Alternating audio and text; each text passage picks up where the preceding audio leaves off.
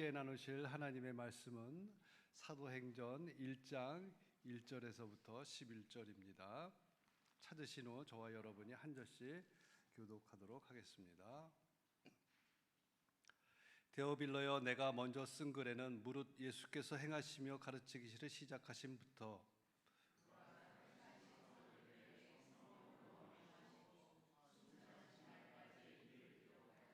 그가 고난받으신 후에 또한 그들에게 확실한 많은 증거로 친히 살아계심을 나타내사 40일 동안 그들에게 보이시며 하나님 나라의 일을 말씀하시니라.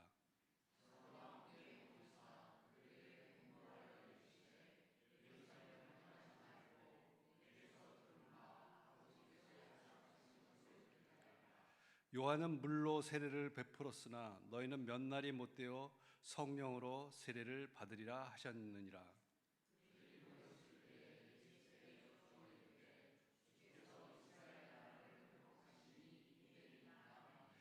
이르시되 때와 시기는 아버지께서 자기의 권한에 두셨으니 너희가 알 바 아니요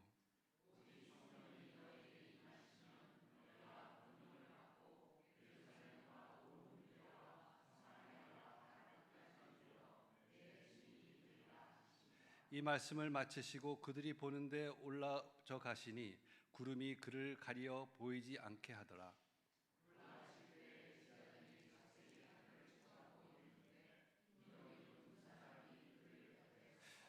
이르되 갈릴리 사람들아, 어찌하여 서서 하늘을 쳐다보느냐? 너희 가운데서 하늘로 올려지신 이 예수는 하늘로 가심을 본 그대로 오시리라 하였느니라. 아멘. 김관주 목사님께서 회복의 교회 행전 1 회복의 공동체라는 제목으로 말씀을 전해 주시겠습니다.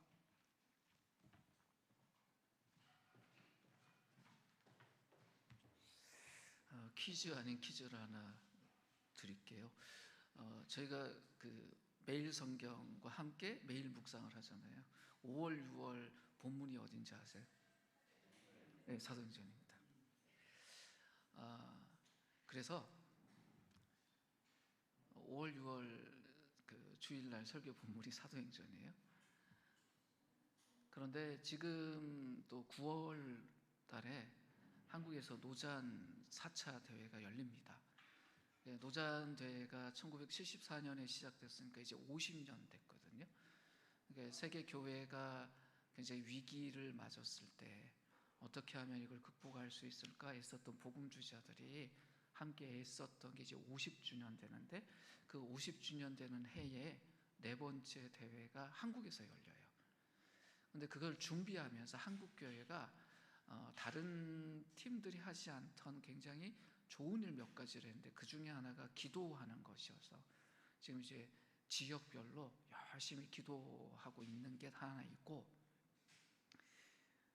노잔 대회가 열리는 올해에 한국교회가 같은 본문으로 설교했으면 좋겠다 해서, 사실 그 노잔 대회를 준비하는 교회들은 지금 사도행전으로 1년 동안 내내 지금 말씀을 나누고 있어요. 근데 왜 그 사도행전을 정했냐? 교회의 본질과 특성을 가장 선명하게 담고 있는 본문이 사도행전이니 사도행전으로 하자.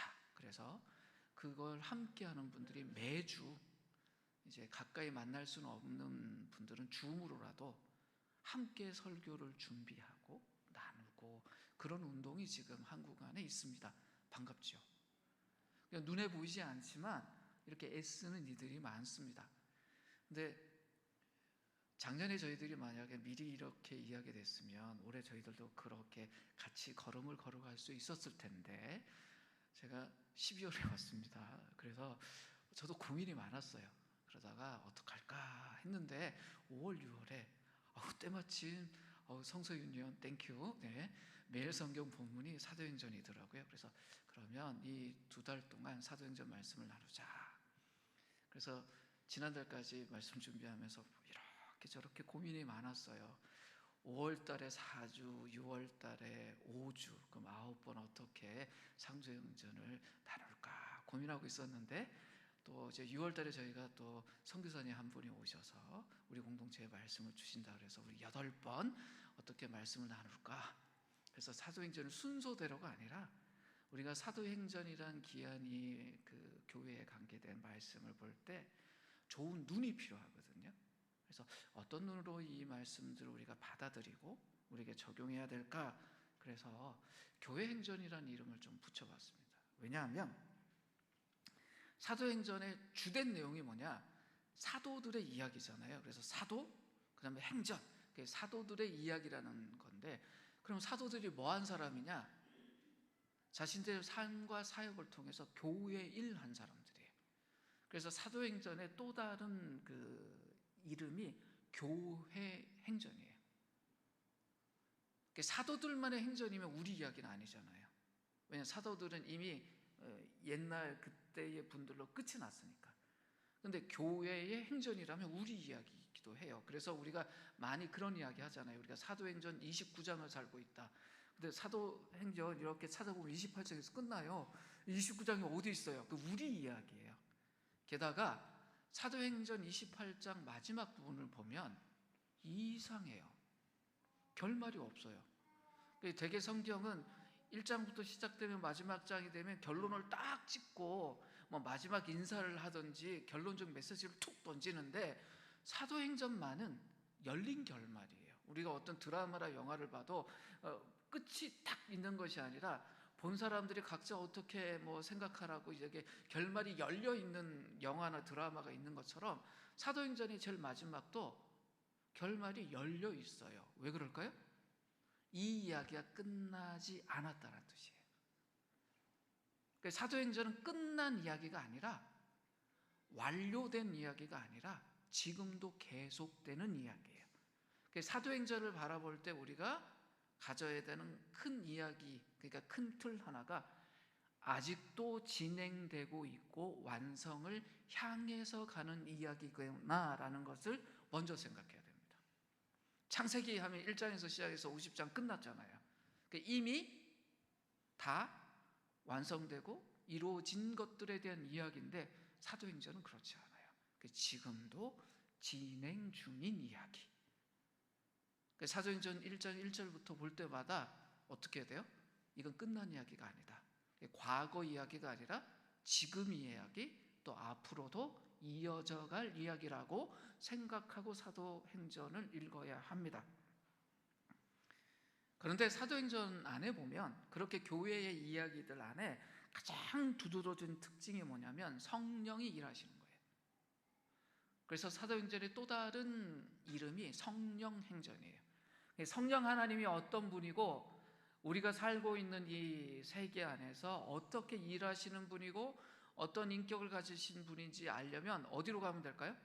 사도행전을 묵상하고 그 속에서 성령 하나님이 이런 분이구나라고 생각하고 우리가 적용하는 게 필요합니다. 성령에 대한 이야기를 사도행전을 빼놓고 이해하려고 하면 마치 그건 뭐냐면 가장 중요한 텍스트, 교과서를 빼놓고 자기 마음대로 성경에 대한, 성령에 대한 이해를 하겠다라는 고집이고 오만이에요. 사도행전 읽을 때마다 우리는 그 속에서 교회의 이야기, 또 성령의 이야기를 읽고 그 이야기가 옛날에 끝난 이야기가 아니라 지금도 현재 진행 중인 나의 이야기, 우리의 이야기, 우리 세대의 이야기, 다음 세대의 이야기로 읽을 수 있어야 됩니다.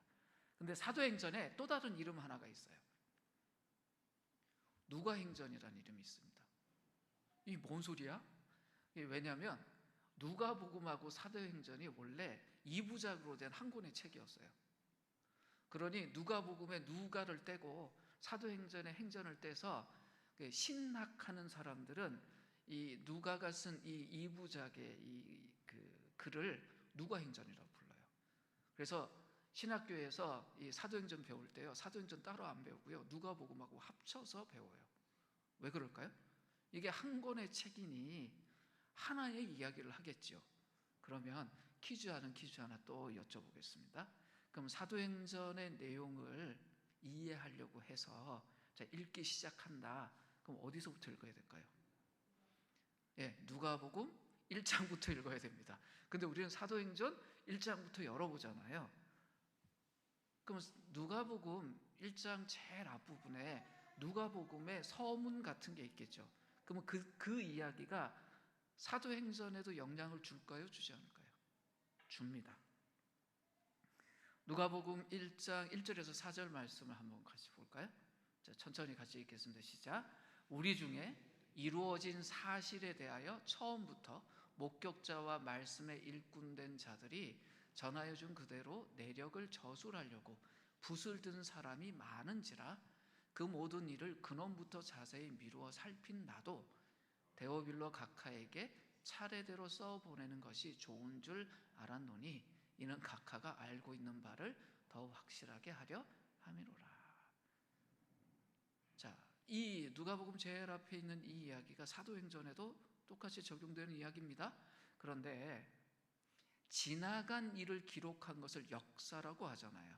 근데 역사라고 할 때 이미 이루어진 일에 대한 이야기예요? 벌어진 일에 대한 거예요? 벌어진 일에 대한 걸 우리는 역사라고 하는데 누가복음 앞에는요 이루어진 일이라는 표현을 써요. 무슨 이야기일까요? 이루어졌다? 이게 뭐냐면 그냥 발생된 것들을 기록했다는 것이 아니라 이루어질 것들에 대한 예언이 이루어진 사실에 대해서 기록했다라는 거예요. 그게 무슨 말입니까? 구약에서 하나님 나라가 어떻게 될 것인지에 대한 수많은 선지자들을 통한 예언이 있었죠. 하나님이 이미 우리에게 약속했던 것들이 있습니다. 그것들이 어떻게 이루어졌는지에 대해서 쓰겠다라고 이야기하는 겁니다. 그럼 우리는 누가복음이나 사도행전을 읽을 때 이 틀에서 봐야 돼요. 하나님이 이미 이야기하셨던 것, 약속하셨던 것이 우리의 삶 속에 이 현장 속에서 이 땅의 역사 속에서 어떻게 이루어졌는지에 대한 이야기구나. 그냥 세상의 이야기가 아니라 무슨 이야기예요? 하나님이 일하신 이야기구나. 그럼 사도행전 읽을 때 우리는 그걸 배우게 됩니다. 하나님이 이 땅에서 어떻게 일하셨구나. 우리 안에서 이런 일을 하고 계시구나. 근데 이게 끝난 이야기예요? 현재 진행 중인 이야기예요? 그러면 이것을 읽게 된 사람들은 우리 인생을 어떻게 볼까요? 하나님이 지금 우리 인생 속에 뭐 하고 계시다? 일하고 계시다. 이루고 계시다. 하시겠다고 하신 그 약속의 일들을 지금 우리 삶 속에서 이루고 계시다. 그리고 그 일에 우리가 동역자로 세워졌다. 그래서 이 하나님이 하신 이 성령 행전을 사도행전이라고 부르고 교회 행전이라고 부르구나. 그럼 우리의 매일의 삶을 어떻게 봐야 돼요? 성령 행전. 성령이 이끌어 가시는 삶이에요. 교회 행전. 그 그리스도의 몸이 된 우리들이 함께 그 일을 이루고 있어요. 그걸 볼 수 있어야 됩니다. 그것이 지금 우리가 매일 만나는 이 땅의 삶입니다. 이게 없으면 우리는 매일요 업다운이 심해요. 좋은 일 생기면 기분이 어때요? 쑥 올라갔다가 안 좋은 일 생기면 뚝 떨어져요. 오늘 보통 교회에서는 어린이 주일로 진행을 합니다. 우리에게 어린이가 둘 있어서 너무 좋습니다. 20대가 안 된 두 친구가 있어서 너무 감사해요. 그런데 우리 한켠에 이런 마음 가질 수 있어요. 어린이 많았으면 좋겠다. 기쁘기도 하지만 허전함을 갖는 분들도 계실 거예요. 왜 우리가 그런 눈을 갖게 되나? 상황이라는 것이 우리 눈에 크게 들어오면 현실의 크고 작은 것들을 통해서 오늘을 보게 돼요. 빈자리가 많죠. 그 빈자리를 보면 어떤 마음 드세요? 이것도 퀴즈 아닌 퀴즈입니다. 뭐 이런 말 하잖아요. 물잔에 물이 반 차 있으면 어떤 사람은 반밖에 안 남았네 라고 하는 사람도 있지만 반이나 남았네 라고 생각하기도 한다잖아요. 근데 또 다른 눈이 있어요. 반 더 채우면 되지라고 볼 수도 있어요. 사람의 시각이 상황을 따라서 반응이 달라지는데 정말 중요한 건 내 속에 그 상황을 바라보는 눈이 어떠하냐입니다. 역사라는 것은 이미 일어난 것들에 대한 기록이자 탐구예요. 근데 누가복음은 이루어진 일, 그러니까 하나님이 성취하신 일에 대한 기록이고 그것이 사도행전까지 이어집니다. 예수님 당시에 유대인들이 하나님이 일하실 것을 기대하고 있었어요. 하나님이 자신들에게 약속하신 것이 성취되기를 바라고 있었어요. 그래서 늘 바라는 게 뭐였냐면 메시아였어요. 왜 메시아, 다른 말로 그리스도를 기다렸습니까? 그 이가 와야 자신들의 삶 속에 하나님이 약속하신 일을 구체적으로 그분이 성취하는 분이니까 늘 누굴 기다려요? 메시아를 기다렸어요. 누가복음 2장에 보면 시므온이라는 사람이 소개됩니다. 누가복음 2장 25절에 보면 이 사람을 어떻게 소개하냐면 이래요. 예루살렘에 시므온이라는 사람이 있으니 이 사람은 의롭고 경건하여. 그러니까 어떤 사람이래요? 의롭고 경건한 사람이래요. 삶이 참 의롭고 늘 하나님 앞에 있는 사람이에요. 그런데 동시에 뭐라 그래요? 이스라엘의 위로를 기다리는 자라. 그렇게 이야기해요. 현실 속에서 이분은 하나님의 사람으로 열심히 살고 많은 사람들에게 도전과 은혜를 끼치는 사람이었습니다. 근데 동시에 뭘 기다리는 사람이래요? 이스라엘의 위로를 기다리는 사람이라고 했어요. 이분이 기다리던 이스라엘의 위로가 뭘까요?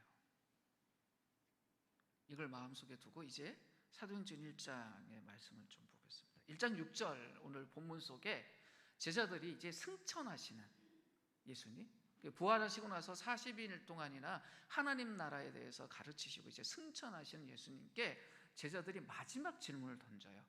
자, 주님도 부활하신 이후에 그 40일 동안 가장 중요한 것을 가르치셨을 텐데 그 가르침을 다 받고 이제 떠나시는 주님께 마지막 질문을 한다는 걸 얼마나 이걸 평소에도 중요하게 여겼다는 거겠어요? 이렇게 이야기합니다. 주께서 이스라엘 나라를 회복하심이 이때니까. 시므온이 뭘 기다렸다고 그랬죠? 이스라엘의 회복을 기다리는 사람이었다. 의롭고 경건한 사람인 시므온을 소개하면서 이스라엘의 회복을 기다리는 사람이라고 했는데 이제 승천하시는 주님께 마지막 제자들이 질문하는 게 뭐냐면 주님, 이스라엘 나라 회복하심이 이때입니까? 제자들에게 주님은 어떤 분이에요? 메시아예요. 근데 메시아는 어떤 분이에요? 이스라엘을 회복하는 분이라는 약속을 성취하는 분이니까 묻는 거예요. 주님, 이스라엘 나라를 회복하심이 이때니까. 전통적으로 제자들이 이 질문이 잘못됐다고 해석을 많이 합니다. 왜냐하면 제자들이 정치적 의미에서 이스라엘 나라의 회복을 주님께 질문한 것이 아니냐. 그리고 예수님은 너희들 생각하는 그런 정치적 의미에서 이스라엘의 회복이 아니라 그런 기대는 잘못된 것이다 라고 지적하시면서 떠나셨다라고 해석을 해요. 근데 유심히 보세요. 예수님이 제자들의 이 기대 자체가 잘못됐다라고 말씀하신 적이 있나요? 없어요. 이스라엘의 회복을 기대하는 것이 잘못됐다고 말씀하지 않으셨어요. 단지 예수님이 이야기하신 게 뭔지 한번 봅시다. 7절과 8절 말씀입니다. 때와 시기는 아버지께서 자기 권한에 두셨으니 너희가 알 바 아니오라고 말해요. 무슨 말입니까? 이스라엘 회복의 시기에 대해서는 곧 딱 그 지점에 대해서는 하나님께 맡겨라라고 이야기해요. 이스라엘 회복에 대해서 궁금해하고 기다리고 그걸 묻고 하는 건 잘못된 것이 아니다. 그러나 그 시기, 그 때에 대해서는 아버지께 맡겨라 라고 이야기를 하십니다. 그리고 너희들에게 할 일이 있다. 뭐 하래요? 증인이 되래요. 근데 무슨 증인이 되는 겁니까? 예수의 증인이 되래요. 예수가 어떤 분인데요? 이 땅에 오신 메시아였어요. 죽으시고 살으셨어요. 그러니까 예수가, 그 메시아가 이 땅에 오셨고 그분이 모든 일을 이루셨다. 그러니까 예수의 부활의 증인이 되라고 이야기를 하세요. 이스라엘의 회복에 대해서 관심 갖지 말라는 것이 아니에요. 때와 시기에 대해서는 아버지의 주권에 있는 것이니 맡기고 부활의 증인이 되라라고 이야기합니다. 그러니까 이스라엘 회복에 대한 소망이 사라진 건가요? 아닙니다. 오히려 부활의 증인이 된다는 것이 어떤 의미예요? 이스라엘의 회복이 시작되었습니다라는 것을 알린 일이 됐다는 거예요. 그러면 사도행전은 무슨 이야기를 하는 거예요? 이스라엘이 회복되었습니다. 그 회복된 일이 시작되었습니다. 그 일을 그리스도가 하셨습니다. 우리가 그 일의 증인입니다 라고 말하는 거예요. 그럼 우리는 어떤 사람이에요? 이스라엘의 회복을 알리는 증인들이에요. 하나님이 이스라엘을 회복하고 계신다. 그럼 우리는 뭘 물어야 될까요? 이스라엘 회복이 무엇인지 물어야 돼요. 사도행전 제일 마지막 부분으로 한번 가겠습니다. 바울 사도가 로마에 도착한 이후에 로마의 유대인들에게 한 말입니다. 28장 20절에서 바울이 이렇게 이야기를 해요. 이러므로 너희를 보고 함께 이야기하려고 청하였으니 이스라엘의 소망으로 말미암아 내가 이 쇠사슬에 매인 바 되었노라. 사도행전 제일 마지막에 있어요. 이방인의 사도로 살았다고 하는 이 바울이 로마에 가서 로마인들에게 뭐라 그래요? 내 삶이 쇠사슬에 매었다. 근데 어떤 쇠사슬이에요? 이스라엘의 소망에 매어 있다. 그게 무슨 말입니까? 바울은 예수 부활의 증인으로 살면서 뭐 했다는 거예요? 이스라엘의 회복, 이 소망을 위해서 사역하면서 살아왔다는 이야기예요. 사도행전이 우리에게 무슨 이야기 합니까? 교회는 어떤 공동체라고요? 회복하는 공동체다. 회복을 소망하는 공동체다. 회복을 이루어가는 공동체다라는 이야기입니다. 사도행전이 교회의 특성, 교회의 정체성에 대해서 던져주는 중요한 키워드가 뭐예요? 회복이에요.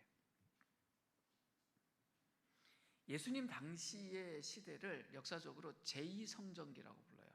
무슨 이야기냐면 우리가 아는 제1성전은 솔로몬이 지었던 멋진 성전이 있었죠. 한동안 그 성전 바라볼 때마다 이스라엘 백성들이 어땠을까요? 뿌듯했을 거예요.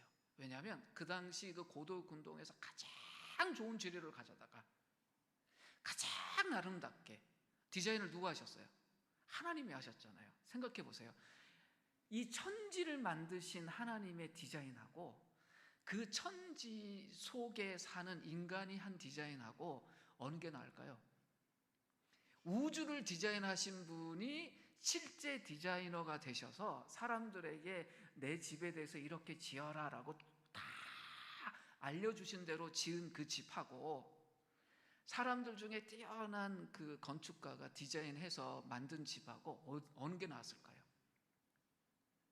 그러니까 우리가 솔로몬의 성전을 못 봤잖아요. 참 안타까워요. 그러니까 하나님의 디자인이 이렇게 현실화된 그 집을 볼 때 얼마나 대단했을까. 근데 안타깝게도 이 솔로몬의 성전이 무너졌습니다. 그렇죠? 이스라엘 나라가 망하면서 성전마저 무너졌어요. 그리고 한동안 성전이 없었어요. 이스라엘 백성들이 그 성전 없어짐에 대해서 늘 어땠을까요? 속 터지겠죠. 모든 거 다 잃어버린 것 가지고 살았겠죠. 그럼 그 무너진 성전터를 바라보면서 이스라엘 백성들이 뭘 꿈꿨을까요? 저 자리에 다시 성전 생겼으면 좋겠다. 정말 성전 생겼으면 좋겠다. 근데 이분들이 포로에서 돌아온 다음에 뭐부터 하죠? 성전부터 짓죠. 성전 지어졌는데 참 좋아요. 그 무너진 터에 성전이 지어졌는데 문제가 하나 생겼어요.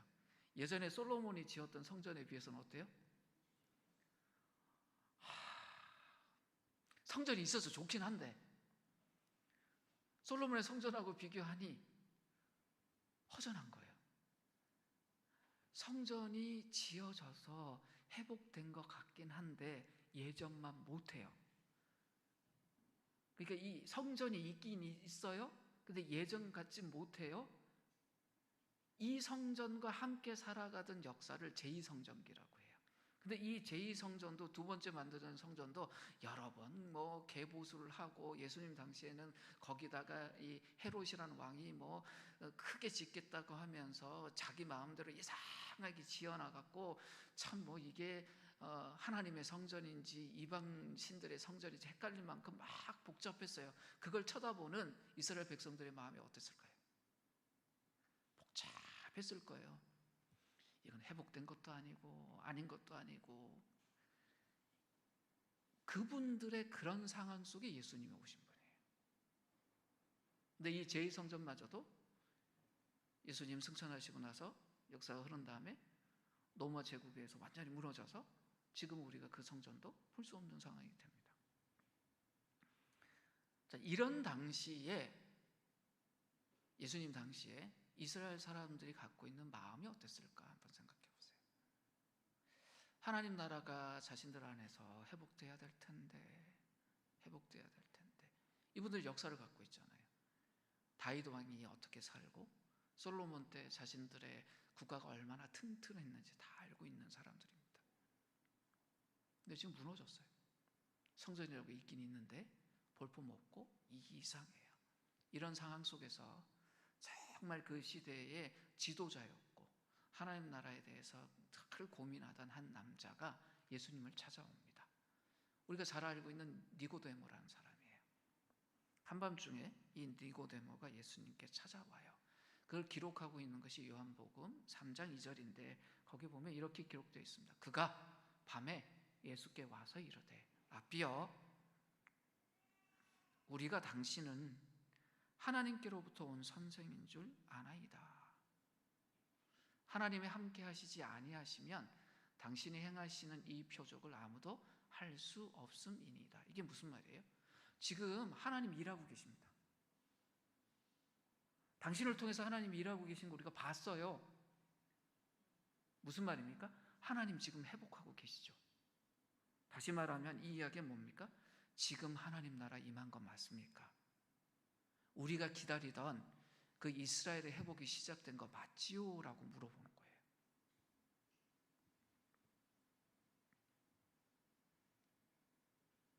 그러면서 이 말 속에 어떤 의미가 있냐면, 지금 하나님 나라가 임했다면 나는 그 나라에 들어갈 수 있지요? 라고 물어보는 거예요.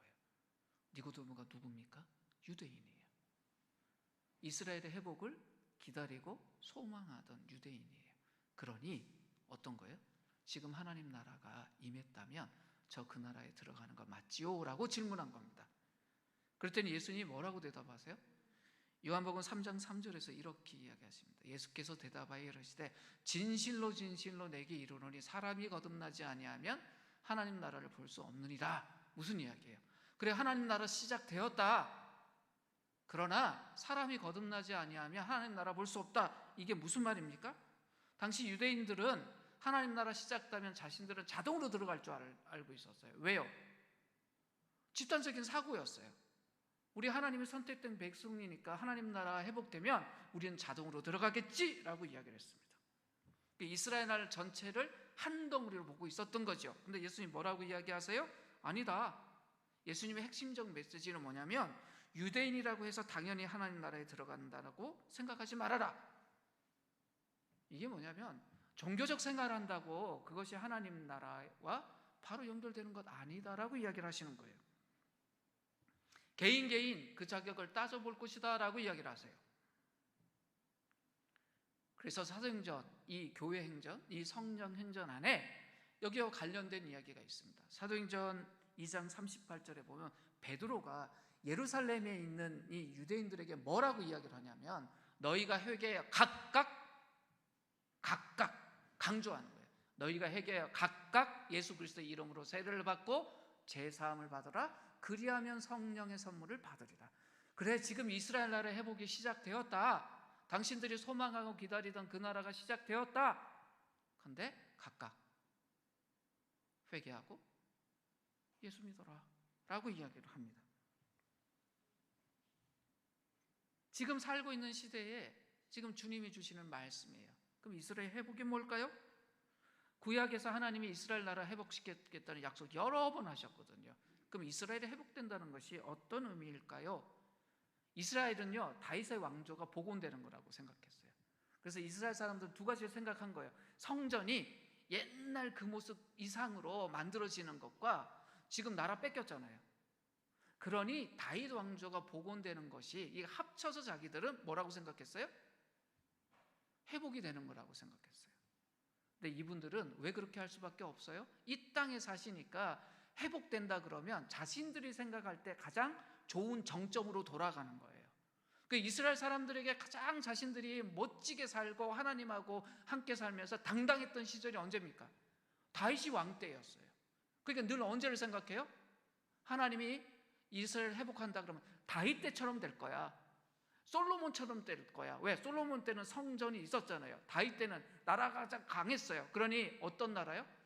다윗이 왕으로 있었던 것처럼 그렇게 튼튼하고 솔로몬의 성전이 있었던 것처럼 그렇게 아름다운 그런 나라 회복되는 거라고 생각하고 있었습니다. 근데 하나님이 약속하신 이스라엘의 회복은 처음 상태로 돌아간다는 이야기가 아니에요. 생각해 보세요. 창조 때 하나님이 이 세상을 지으시고 아름답다고 하셨죠. 우리가 그걸 직접 볼 수 있었다면 어떤 느낌 가졌을까요? 지금 우리가 보는 이 세상은 하나님이 창조하신 그때의 창조 모습이 아니잖아요. 왜냐하면 아담 선배께서 죄 지으시는 바람에 온 우주가 파괴되지 않았습니까? 자연이 지금 왜 이 모양이에요? 인간의 죄 때문이잖아요. 지구가 죽어가고 있다고 하지 않습니까? 기상이변이라는 게 나타나서 아까 이건 집사님 그러셨어요. 어제는 여름이었고 아니 5월달 됐는데 여름이 되면 한국 사람 어떻게 사냐고요. 이게 왜 이렇게 됐어요? 아담 때문이에요. 우리 때문이에요. 우리의 죄 때문이에요. 그러니까 지금 우리가 바라보는 이 창조는요, 하나님이 처음 만드신 그 창조에 비해서 어떨까요? 부족해요. 마치 어떤 거예요? 솔로몬의 성전을 봤던 이들이 두 번째 만들어진 그 성전 봤을 때 어떨까요? 성전이 있어서 좋긴 해요. 근데 솔로몬 성전 생각하면 아이고, 그러면 솔로몬 성전대로 돌아가는 것, 그게 회복일까요? 창조의 처음 모습으로 돌아가는 것이 주님이 말씀하신 이야기일까요? 아니에요. 그럼 어떻게 됩니까? 아담 같은 죄를 또 짓고 또 문제가 생겨요. 창조된 세계를 타락했죠. 그리고 그 세계를 하나님이 구속하셨어요. 구원하셨어요. 그러면 회복된다는 건 뭘까요? 처음 상태로 돌아간다는 것이 아니라 처음에 하나님이 이 모든 것을 만드시고 좋다 하시고는 이것이 더 완성되어 가도록 하시겠다 하면서 우리에게 그 일을 동역으로 맡기셨잖아요. 그러니까 주님이 이 모든 것을 만드시고 좋다라고 하신 것은 좋은 출발점이었지 최종 목적지는 아니었어요. 그림 하나를 보여드리겠습니다. 자, 점선으로 된 것이 하나님의 원래 계획이었어요. 창조로부터 완성으로 탁탁탁탁 가는 것이었어요. 근데 역사가 이렇게 되었나요? 아니요. 타락했어요. 뚝 밑으로 떨어졌어요. 그게 완전히 그 수준이 바닥으로 떨어진 거죠. 근데 주님이 우리를 구원하셨어요. 그래서 점점점 어떻게 해요? 조금씩 회복되어 가서 결국에는 하나님이 원래 가시셨던 그곳으로 갈 거예요. 그게 완성되는 거예요. 궁극적으로 번영을 경험하게 되겠죠. 그러면 하나님이 회복하시겠다라는 건 우리를 창조대로 데려간다는 뜻일까요? 아니면 하나님의 원래 계획대로 우리를 데려가시겠다는 이야기일까요? 하나님이 원래 품으셨던 그 계획으로 우리를 초대하고 가신다는 이야기가 됩니다. 에스겔 37장에 보면 마른 뼈가 막 되살아나는 이야기가 있어요. 이스라엘 사람들이 자신들의 회복을 생각할 때 현실을 보면 자기들이 어떻게 보였던 거예요? 마른 뼈로 본 거예요. 뼈가 있어서 살긴 사는데 살이 하나도 없어요. 그러니까 우리 인생이 그럴 때 있잖아요. 살면 아이고 저 인생 뼈밖에 안 남았네. 다이어트해서 그랬는지 정말 힘들어서 그러는지 오늘 저기 좀 그 권사님 아프셔다 보니까 다들 뭐라 그래요? 권사님 마른 것 같아. 처음부터 딱 말하는 거예요. 분명히 저분이 살이 다 있고 다 있는데도 뭘로 보는 거예요? 뼈만 있는 것처럼 봐요. 사람의 마음이 그래요. 힘들 때, 현실을 볼 때 뭐라고 해요? 뼈밖에 안 남았어. 아니, 뼈밖에 안 남으면 못 돌아다니죠. 근데 뼈밖에 안 남았다. 근데 우리 인생이 그렇다는 거예요. 회복을 기다리는 사람들이 어떠냐면 자기 현실이 어떻게 보여요? 뼈밖에 안 남은 것 같아요. 피골이 붙었다 뭐 이런 말 하잖아요. 하나님 없이 사는 사람들도 인생 살다 보면 뭘 경험해요? 뼈밖에 안 남은 것 같아요. 근데 하나님 안에 살면서도 힘듦 속에서 자기가 애쓰고 뭔가 해봐야겠다 하면 힘듦을 느껴요. 뼈밖에 남지 않은 것처럼 어려움을 느껴요. 근데 그 환상 속에서 하나님의 바람이 불고 임했을 때 어떤 일이 벌어집니까? 살이 붙고 온전해져요. 성령이 임하시면 이스라엘은 자신들이 그렇게 될 거라고 기대하고 있었어요. 지금 우리 뼈밖에 없지만 성령이 임하시면 우리 살도 붙고 강건해질 거다. 그 인생이 멋있어질 거다. 그걸 바라보고 있었어요. 시간이 지나고 바벨론으로부터 포로들이 돌아왔습니다. 기분 좋았겠죠. 근데 돌아왔는데 이분들이 정말 그 에스겔의 그 환상처럼 당당한 군사가 돼서 돌아와야 되는데 그렇게 돌아왔나요? 아니요. 돌아오긴 했는데 뭔가 좀 부족해요. 그들이 돌아오긴 했는데 이게 돌아온 건가? 나라로 돌아왔는데 여전히 남의 나라처럼 뭐 헬라가 난리를 치고 로마가 난리를 치고 이게 우리나라이긴 한데 왜 우리나라 같지도 않지? 이렇게 됐어요. 그러니 이들이 늘 뭘 물을 수밖에 없어요? 선지자들 통해서 우리를 회복시키겠다고 한 그 하나님의 약속, 그 이스라엘 회복은 도대체 어디 있는 거야? 그거 생각할 수밖에 없죠. 그러니까 주님에게도 뭐 물을 수밖에 없어요? 정말 우리 지금 회복하시는 거예요? 그 말 속엔 이분들이 뭐에 대한 상상이 있어요? 우리 다윗 때처럼 살 수 있는 건가요? 솔로몬 때처럼 살 수 있는 건가요? 자꾸 눈이 어디로 가요? 과거로 가요. 왜 그들이 과거로 갈 수밖에 없었을까요? 자신들이 볼 수 있는 건 그거밖에 없어서 그래요. 근데 회복은 회귀입니까? 아닙니다. 근데 자꾸 눈은 회복한다 그러면 회귀하는 쪽으로 가요. 우리도 마찬가지예요. 한국교회 회복해야 됩니다 그러면 많은 사람들이 이런 생각해요. 코로나 전으로 돌아가야지. 왜냐하면 코로나 때 무너진 게 참 많잖아요. 그러니까 우리가 기도해요. 하나님 한국교회 회복시켜 주십시오. 코로나 전에 우리 이래 했는데 근데 따져봅시다. 코로나 전에 한국교회 온전했습니까? 생각해보면 고개 옆으로 가는 것도 꽤 많고 괜찮은 것도 있어요. 근데 어떤 분들 한국교회 회복해야 된다 그러면 뭔 생각하는 줄 아세요? 1970년대 80년대 한국교회 막 부흥하던 그때로 돌아가면 좋겠다. 아유 그때 돌아가면 얼마나 좋을까요? 근데 지금 솔직히 생각해 봅시다. 지금 한국교회 안에 생기고 있는 문제들, 그 문제의 씨앗들이 언제 뿌려졌어요? 그때 뿌려졌어요. 그러면 회복한다는 것이 회개하는 것이 아니죠. 그런데 왜 이분들이 그렇게밖에 생각을 못했을까요? 그게 인간의 한계예요. 뭔가 좋은 걸 상상하려고 해도 상상이란 게 맨바닥에 생기는 것이 아니니까 자신들이 알고 있는 것을 통해서 상상하는 거거든요. 그러니까 뭐예요? 언제가 가장 좋았니? 다윗 된 것 같아. 솔로몬인 것 같아. 우리가 하나님 나라 생각할 때도 그래요. 어떤 분도 이럽니다. 우리 천국 가면 우리 몸이 어떨까요? 우리가 그 몸을 본 적이 없잖아요. 그러니까 우리가 알던 거 가지고 상상하잖아요. 어때요?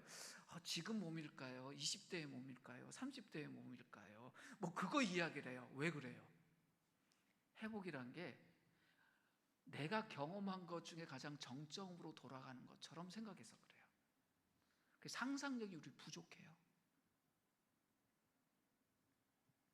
그런데 성경에서는요, 성령이 우리에게 임하시면 우리의 상상력이 폭발한다고 이야기를 합니다. 바울 사도가 고린도전서 2장 9절에서 이런 이야기를 합니다.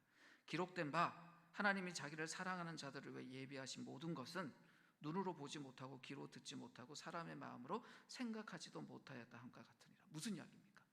하나님이 우리에게 주신다는 건 우리가 생각하던 상상력을 이미 뛰어넘어 버린 거란 거예요. 성령의 사역이 무엇인지 이야기해 주면서 바울이 했던 이야기가 이거예요. 그러면서 이 사도행전 안에 보면 성령이 임했을 때 우리 선배들에게 어떤 일이 벌어졌는지에 대한 기록 하나가 있습니다. 함께 읽을 텐데요. 사도행전 2장 17절에서 18절 말씀인데 세번역 성경 버전으로 같이 읽겠습니다. 천천히 같이 읽겠습니다. 시작. 하나님께서 말씀하신다. 마지막 날에 나는 내 영을 모든 사람에게 부어주겠다.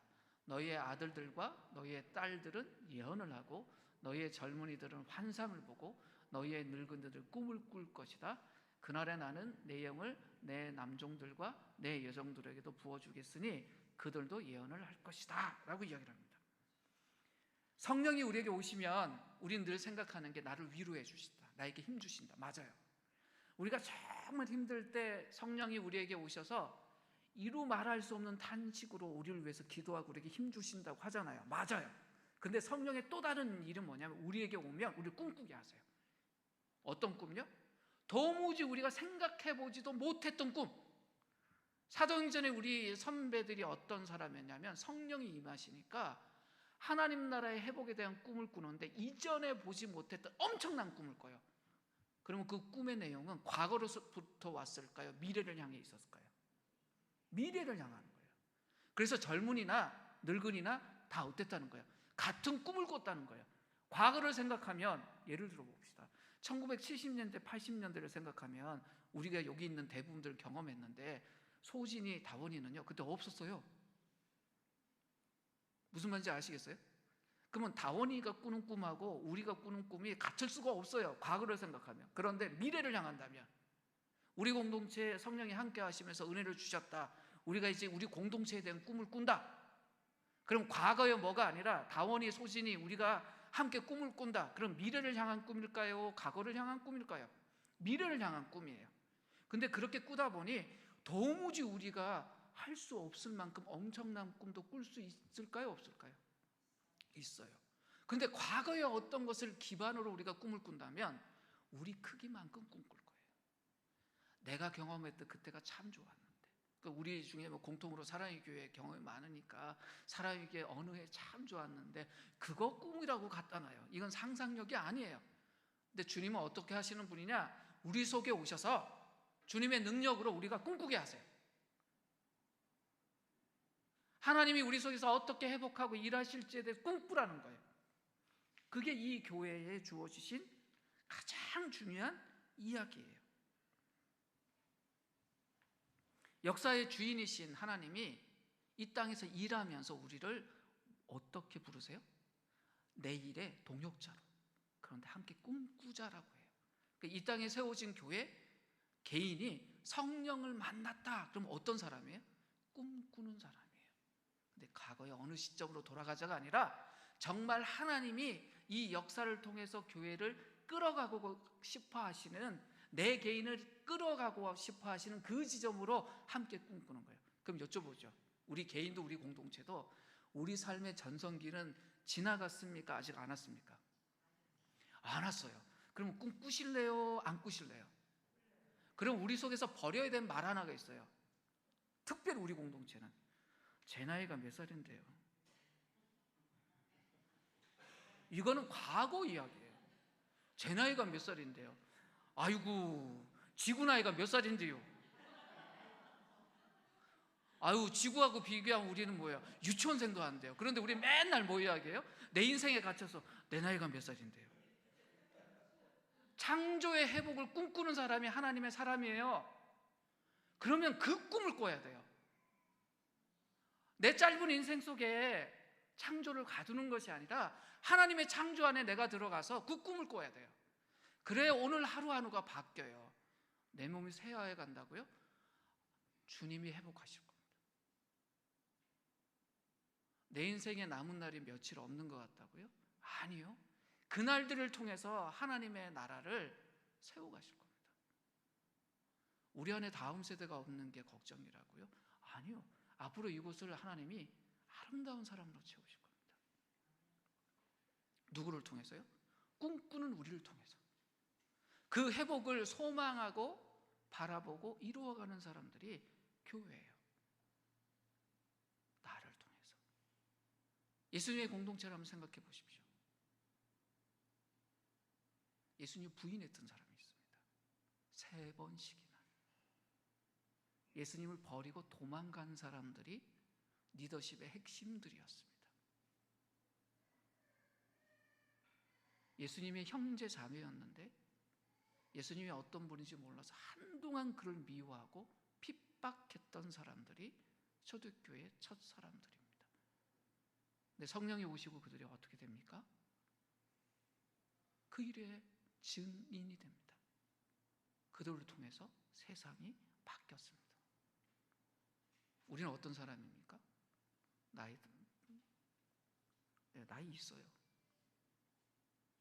그게 문제가 됩니까? 문제가 됩니다. 우리 힘으로 하려면.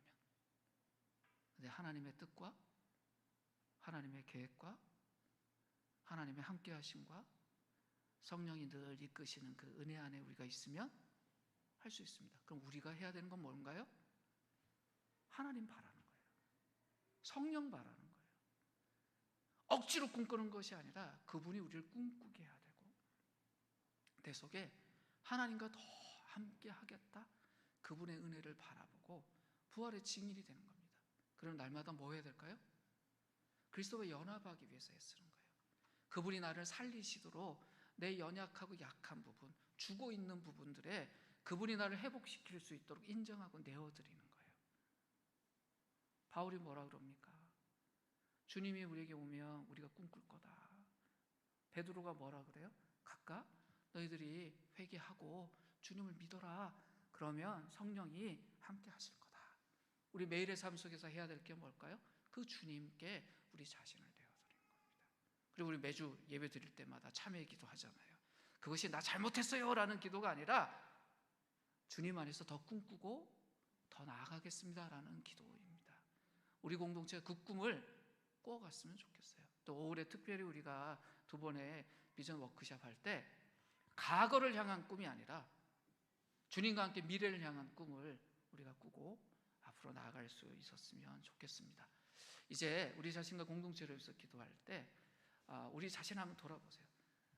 나의 가장 좋았던 때를 기억하고 감사하게 하시는데 그 날들보다 더 좋은 날들을 예비하시고 우리를 끌어가실 그 하나님 바라보면서 주님, 내가 지금 80을 살고 70을 살고 60을 살았는데 앞으로 주어지는 날들 속에 그 날들보다 더 아름다운 날들을 제가 경험하고 또 다음 세대에게 이어줄 수 있는 사람으로 정말 살겠습니다. 성령이여, 우리 꿈꾸게 해주십시오. 의지하게 해주십시오. 이거 마음에 품고 함께 기도하도록 하겠습니다. 기도하겠습니다.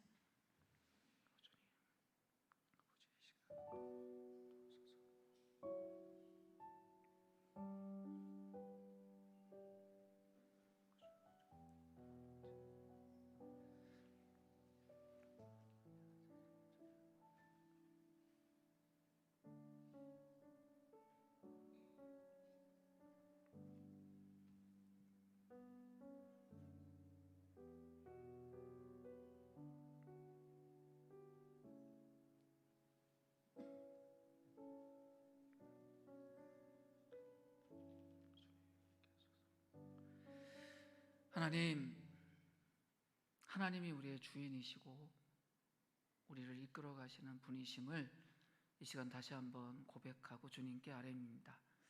매일의 삶 속에 우리와 함께 하신 그 주님과 동행하며 주님이 하신 일에 우리가 동역자로 주님의 꿈을 꾸며 사는 자들 되게 하여 주시고 우리 개인과 우리 공동체 안에 이루고 계신 그 주님의 회복을 바라보며 이 땅에 그 하나님의 역사를 함께 나누며 걸어가는 개인과 공동체가 될 수 있도록 날마다 그 이스라엘의 회복을, 그 소망을 우리가 품고 주님과 함께 걸어가게 하여 주시옵소서. 예수님의 이름으로 기도드립니다.